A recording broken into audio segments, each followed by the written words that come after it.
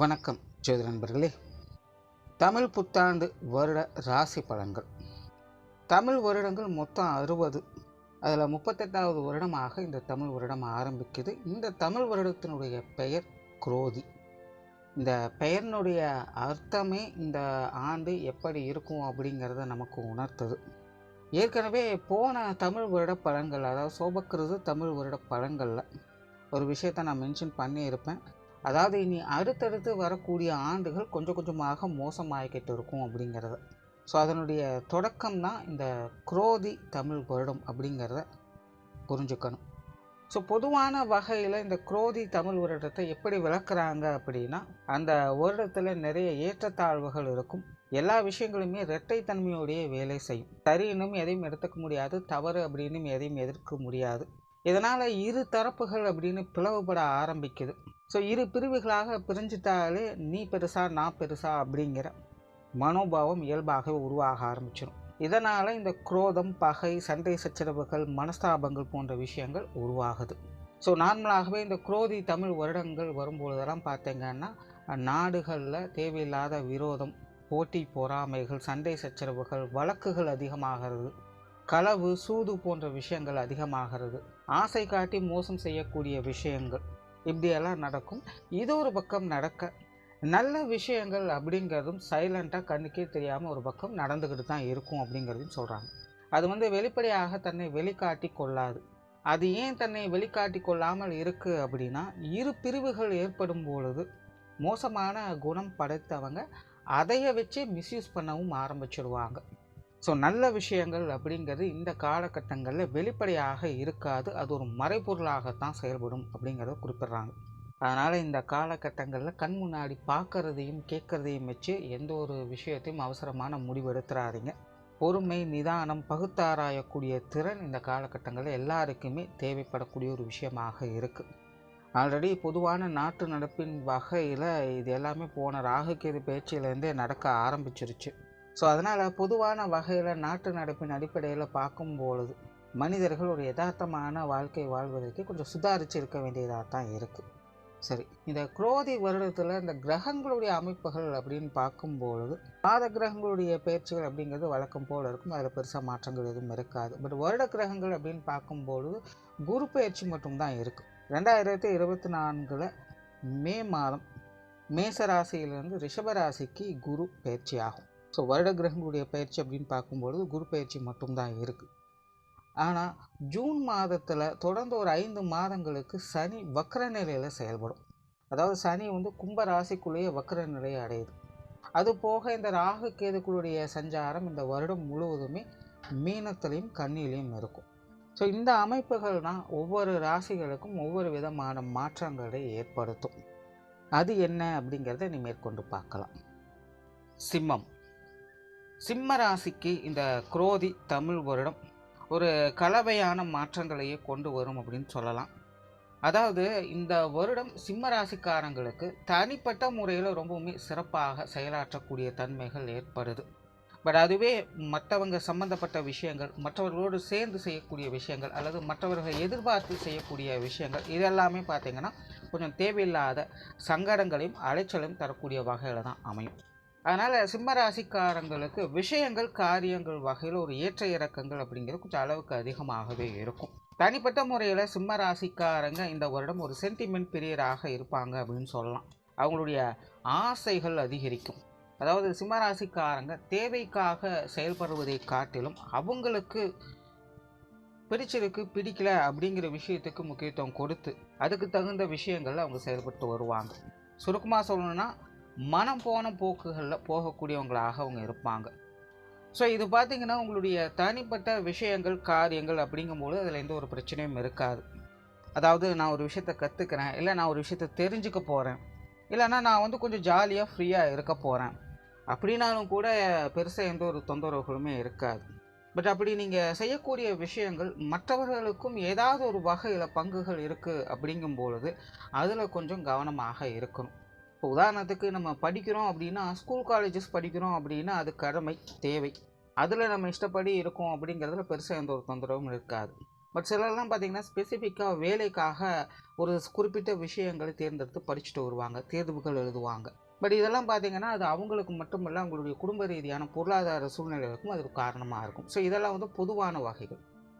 அதே போல் நான் ஜாலியாக இருக்கேன், ஃப்ரீயாக இருக்கேன், அமைதியாக இருக்கேன் அப்படின்னு நீங்கள் தனிப்பட்ட முறையில் இருக்கிறதுல எந்த ஒரு பிரச்சனையும் இல்லை.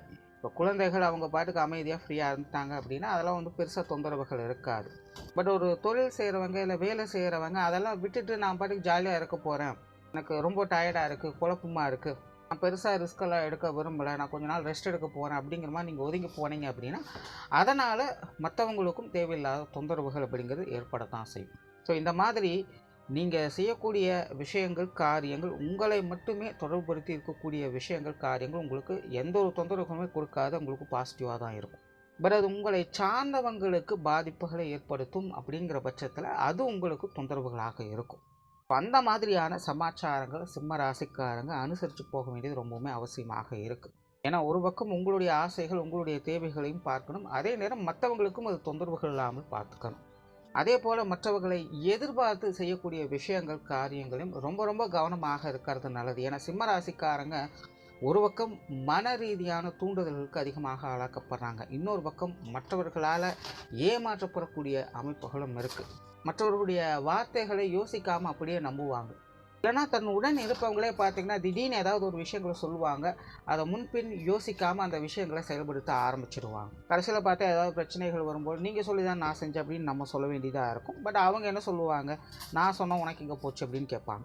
ஸோ இந்த மாதிரி மற்றவங்க சொல்லை கேட்டு நீங்கள் செயல்படக்கூடிய விஷயங்கள், காரியங்களை ஆராய்ந்து செயல்படுவது நல்லது. அவங்க உங்கள் கூடவங்களாக அது உங்கள் கூட இருக்கிறவங்களாக இருந்தாலும் சரி, முழுவதுமாக அதை அப்படியே அவசரப்பட்டு ஏற்றுக்கொள்ள வேண்டாம், கொஞ்சம் நிதானித்து ஆலோசித்து செயல்பட்டு வருவது நல்லது.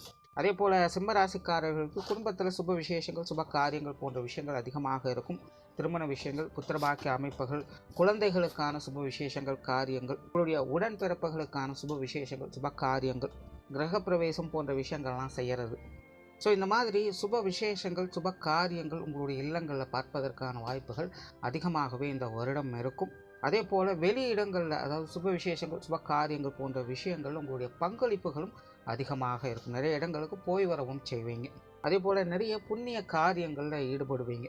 பொதுவாக சிம்ம ராசிக்காரர்களுக்கு இந்த வருடம் சாத்வீக குணம் அப்படிங்கிறது அதிகரிக்கும். சிம்ம ராசிக்காரங்க அப்படின்னாலே ஒரு மாதிரியான நிர்வாகத்திறன், அதிகாரத்திறன் கொண்டவங்க. அவங்களுக்கு வந்து மற்றவங்களை கண்ட்ரோல் பண்ணி தான் பழக்கம். பட் இந்த வருடம் பார்த்தீங்கன்னா அந்த விஷயங்கள் கொஞ்சம் மாறுபாடாக இருக்கும். பட் அதுக்காக மற்றவங்களுக்கு அடங்கி போயிடுவாங்க அப்படின்னு சொல்ல முடியாது. ஆனால் கொடுக்கக்கூடிய குணம் அவங்களுக்கு அதிகரிக்கும். எல்லாவற்றையுமே அரவணைத்து போகக்கூடிய குணம் அவங்களுக்கு அதிகமாக இருக்கும்.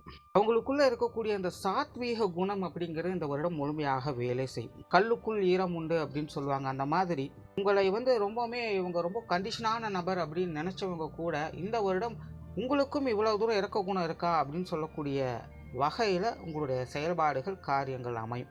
அதே போல் இந்த வருடம் நிறைய புண்ணிய காரியங்களில் ஈடுபட்டும் வர செய்வீங்க. அதே போல் நிறைய பேருக்கு உதவிகள், சேவைகள் போன்ற விஷயங்களும் செய்து வருவீங்க. அதாவது உங்களால் முடிஞ்சதை மற்றவங்களுக்கு கான்ட்ரிபியூட் பண்ணுறதுக்கு தயங்க மாட்டீங்க. அதே போல் சிம்மராசிக்காரங்களுக்கு காதல் சார்ந்த விஷயங்களில் பிரியம் அதிகரிக்கும். காதல் சார்ந்த விஷயங்களில் அனுகூலங்களும் ஏற்றங்களும் உண்டாகும். நிறைய பேருக்கு காதல் திருமணங்கள் கைகூடுவதற்கான வாய்ப்புகளும் இருக்குது. தொழில், வேலை, உத்தியோகம் சார்ந்த விஷயங்கள் இந்த வருடம் உங்களுக்கு சமாளிக்கக்கூடிய வகையில் இருக்குது. அதாவது திருப்திகரமான சூழ்நிலைகளை பார்க்க முடியும். தொழில், வேலை, உத்தியோகம் சார்ந்த விஷயங்களில் முன்னேற்றம் தரக்கூடிய விஷயங்கள் அப்படிங்கிறது நிச்சயமாக இருக்கும். ரொம்பவுமே கம்ஃபர்ட்டாக எல்லா விஷயங்களும் செஞ்சுட்டு வருவீங்க. பட் பெனிஃபிட்ஸ் அப்படிங்கிறது கொஞ்சம் குறைவாக இருக்கும். அப்படியே பெனிஃபிட்ஸ் இருந்தாலும் அது உங்களுக்கு பெரிய அளவில் பயன் தராது, உங்களை சுற்றி இருக்கிறவங்களுக்கு தான் பயனுள்ளதாக இருக்கும்.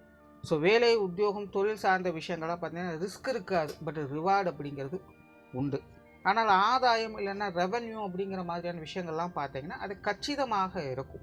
வரவு செலவுகள் அப்படிங்கிறது கரெக்டாக இருந்துக்கிட்டு இருக்கும். ஸோ மற்றவங்களுடைய பாராட்டுகளை பெற முடியும். சூப்பராக வேலை செய்கிறாங்கன்னு சொல்லுவாங்க, எனக்கு ரொம்ப ஹெல்ப்ஃபுல்லாக அவங்க இருக்காங்க அப்படின்னு மற்றவங்க சொல்லுவாங்க. ஸோ கூட இருக்கிறவங்க, மேல் அதிகாரிகள் எல்லாருமே பார்த்தீங்கன்னா நீங்கள் செய்யக்கூடிய வேலைகளை நல்ல விதமாக பேசுவாங்க, பாராட்டுவாங்க. அதனுடைய ரிவார்ட்ஸ் எல்லாம் பார்த்தீங்கன்னா இப்போதைக்கு இல்லை, இன்னும் கொஞ்சம் நாள் கழிச்சு தான் கிடைக்கும். ஆனால் இதே போல் சிலருக்கு தொழில், வேலை, உத்தியோக ரீதியாக சில இடமாற்றங்கள் போன்ற விஷயங்கள் ஏற்படலாம். வெளியூர் மற்றும் வெளிநாடு சம்மந்தப்பட்ட விஷயங்கள்லாம் ஓரளவுக்கே சாதகமாக இருக்கும். குறிப்பாக வெளிநாடு சம்மந்தப்பட்ட விஷயங்கள் உங்களுக்கு ஓரளவுக்கு சமாளிக்கக்கூடிய வகையில் இருக்குது. வெளியூர் சார்ந்த விஷயங்களை மட்டும் தேவையில்லாத அலைச்சல்கள், சிரமங்கள், தடை தாமதங்கள் போன்ற விஷயங்கள் கொஞ்சம் கூடுதலாகவே இருக்கும். ஸோ இந்த மாதிரியான விஷயங்கள் கொஞ்சம் கவனமாக இருக்கிறது நல்லது. அண்ட் பொருளாதாரம் சார்ந்த விஷயங்கள் சமாளிக்கக்கூடிய வகையில் இருக்கும். முன்னாடியே சொன்ன மாதிரி வரவுகளும் செலவுகளும் ஈக்குவலாக இருக்கும். கடன் சார்ந்த விஷயங்கள் மட்டும் கொஞ்சம் தவிர்த்துக்கங்க. ஆனால் சிம்ம ராசிக்கு மற்றவங்களால் தேவையில்லாத தொந்தரவுகள் அப்படிங்கிறது கொஞ்சம் இருக்கத்தான் செய்யும். அதனால் இந்த பொருளாதார ரீதியான கொடுக்கல் வாங்கல் விஷயங்கள்லாம் பார்த்தீங்கன்னா சொன்ன சொல்லை காப்பாற்ற முடியாத உங்களுக்கு இல்லை மற்றவங்களுக்கு. நீங்கள் கடன் கொடுக்குறீங்க அப்படின்னா அது திருப்பி வாங்குறதே ஒரு பெரிய பிரச்சனையாக இருக்கும். இல்லை நீங்கள் கடன் வாங்குறீங்க அப்படின்னா கொடுத்த பிறகு தேவையில்லாதெல்லாம் பேசுவாங்க, தேவையில்லாத சங்கடங்களை இழுத்து விடுவாங்க. ஸோ கடன் சார்ந்த விஷயங்கள் அப்படின்னு வரும்போது இந்த மாதிரியான சமாச்சாரங்களை சமாளிக்க வேண்டியதாக இருக்கும். அதனால் கடன் சார்ந்த விஷயங்கள் அப்படின்னு வரும்போது இந்த வருடம் கொஞ்சம் நிதானித்து சிந்தித்து செயல்படுறதே நல்லது. உடல்நலம் சார்ந்த விஷயங்களில் முன்னேற்றங்கள் இருக்கும். பட் இருந்தாலும் கூட கிரக அமைப்புகள் மறைமுகமான தாக்கங்களை உடல்நல ரீதியாக ஏற்படுத்தக்கூடிய அமைப்புகள் சிம்மராசிக்கு வேலை செய்யுது. அதனால் உடல்நலம் சார்ந்த விஷயங்களும் கொஞ்சம் கவனமாக இருங்க. சின்ன சின்ன விஷயங்களாக இருந்தாலும் கேர்லெஸ்ஸாக விட்டுட வேண்டாம். சொத்து சுகங்கள் சார்ந்த விஷயங்களில் ஆதாயம் உண்டு. வீடு, நிலம், பூமி, வாகன யோகங்கள் அப்படிங்கிறது ரொம்பவுமே சிறப்பாக செயல்படுது. சொத்து சுகங்கள் வகையிலிருந்து வந்த பிரச்சனைகள், வில்லங்கங்கள் போன்ற விஷயங்கள் அனைத்துமே உங்களுக்கு இந்த சுமூகமான மாற்றங்களை ஏற்படுத்தும். கோர்ட்டு கேஸ் சார்ந்த விஷயங்கள் கூட, அதாவது இது சார்ந்த விஷயங்கள் உங்களுக்கு ஒரு சாதகமான அமைப்புகளை ஏற்படுத்தி கொடுக்கும்.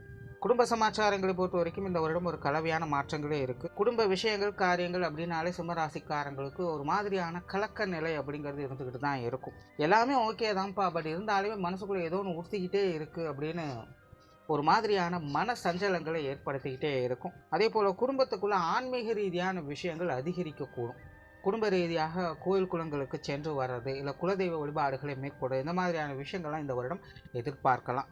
குடும்பத்துக்குள்ள ஆன்மீக பலம் அப்படிங்கிறது அதிகரிக்கும். பட் இருந்தாலுமே குடும்ப ரீதியான விஷயங்கள் காரியங்கள் அப்படிங்கிறது ஒரு மாதிரியான மன சஞ்சலங்கள் அப்படிங்கிறது வந்து போயிட்டே தான் இருக்கும். பட் அதெல்லாம் நினச்சி கவலைப்பட வேண்டாம். அது கொஞ்சம் தொந்தரவாக இருந்துக்கிட்டு தான் இருக்கும். அதை பெரிதுபடுத்தாமல் சும்மா இருந்துட்டாலே போதும். அது பெருசாக உங்களுக்கு பெரிய எந்த ஒரு தாக்கத்தையும் ஏற்படுத்தாது.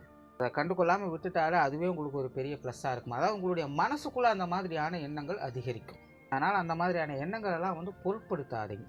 உங்களுடைய ரியாலிட்டியில் எப்படி இருக்குது அப்படிங்கிறத மட்டும் ஃபோக்கஸ் பண்ணுங்கள். குடும்ப உறுப்பினர்கள் வகையில் ஒரு சாதகமான அமைப்புகள் உண்டு. குறிப்பாக பெற்றோர்கள் சார்ந்த விஷயங்கள், உடன்பிறப்புகள் சார்ந்த விஷயங்கள், குழந்தைகள் சம்மந்தப்பட்ட விஷயங்கள் எல்லாமே ரொம்பவுமே சாதகமாக இருக்குது. கணவன் மனைவி உறவுகளில் மட்டும் பேச்சுவார்த்தைகள் கொஞ்சம் தேவையில்லாத சஞ்சலங்கள் அப்படிங்கிறது அடிக்கடி வந்து போயிட்டு தான் இருக்கும். பட் இருந்தாலும் பெரிய அளவில் தொந்தரவுகளாக இருக்காது. சமாளித்து போகக்கூடிய விஷயங்கள் தான் இருக்குது. ஸோ பொதுவாகவே குடும்ப உறுப்பினர்கள் சார்ந்த அனைத்து விஷயங்களுமே உங்களுக்கு கொஞ்சம் சப்போர்ட்ஃபுல்லாகத்தான் இருக்குது. உற்றார் உறவினர்கள் நண்பர்கள் வகையில் ஒரு கலவையான மாற்றங்கள் இருக்கும். கொஞ்சம் ஏட்டிக்கு போட்டியான சமாச்சாரங்களை பார்த்து தான் வருவீங்க. ஸோ இவங்க வகையில் கொஞ்சம் நிதானித்து செயல்படுறதே நல்லது. பெரும்பாலும் உறவினர்கள்லாம் பார்த்தீங்கன்னா பெருசாக ஒட்டவே மாட்டாங்க, ஒதுங்கி போகத்தான் செய்வாங்க. ஸோ அதெல்லாம் நினச்சி நீங்கள் சங்கடப்பட்டுக்க வேண்டாம். கொஞ்ச நாள் அவங்க ஒதுங்கி இருக்கிறதே நல்லது அப்படிங்கிற மாதிரி உங்களுக்கு தோணும். ஸோ அதனால் சிம்மராசிக்கு இந்த உற்றார் உறவினர்கள் நண்பர்கள் சார்ந்த விஷயங்கள்லாம் இந்த வருடமெல்லாம் கொஞ்சம் பட்டுப்படாமல் தான் இருக்கும். மாணவர்களுக்கு கல்வி வித்தை சார்ந்த விஷயங்கள் இந்த வருடம் சாதகமாக இருக்குது. மாணவர்களுடைய தேவைகள் பூர்த்தி அடையக்கூடிய வருடமாக இருக்கும். மாணவர்கள் கல்வி வித்தைகள் சுக சௌகரியங்களை பெற்று வருவாங்க. அவங்களுடைய செயல்திறனை முழுமையாக வெளிக்காட்டுவாங்க. மாணவர்கள் கவனமாக இருக்க வேண்டியது சக மாணவர்களோடு பிரச்சனை இல்லாமல் பார்த்துக்கிறது தான். தொந்தரவுகள் அப்படிங்கிறது வெளி இடங்கள் வெளி மனிதர்களால் தான் வருது. மாணவர்கள் அந்த விஷயங்களை மட்டும் கொஞ்சம் கவனமாக இருங்க. மற்ற விஷயங்கள் எல்லாமே உங்களுக்கு சிறப்பாகவே இருக்குது. ஸோ ஓவராலாக இந்த குரோதி தமிழ் வருடம் சிம்மராசியை பொறுத்த வரைக்கும் தனிப்பட்ட விஷயங்கள் காரியங்கள் அனைத்துமே உங்களுக்கு சமாளிக்கக்கூடிய வகையிலும் சாதகமான முறையிலுமே அமையுது. ஆனால் பொது விஷயங்கள் பொது காரியங்கள் மற்றவங்க சம்மந்தப்பட்ட விஷயங்கள் காரியங்கள் அப்படின்னு வரும்பொழுது நிதானித்து பொறுமை காத்து செயல்பட்டு வருவது நல்லது. நன்றி, வணக்கம், வாழ்க வளமுடன்.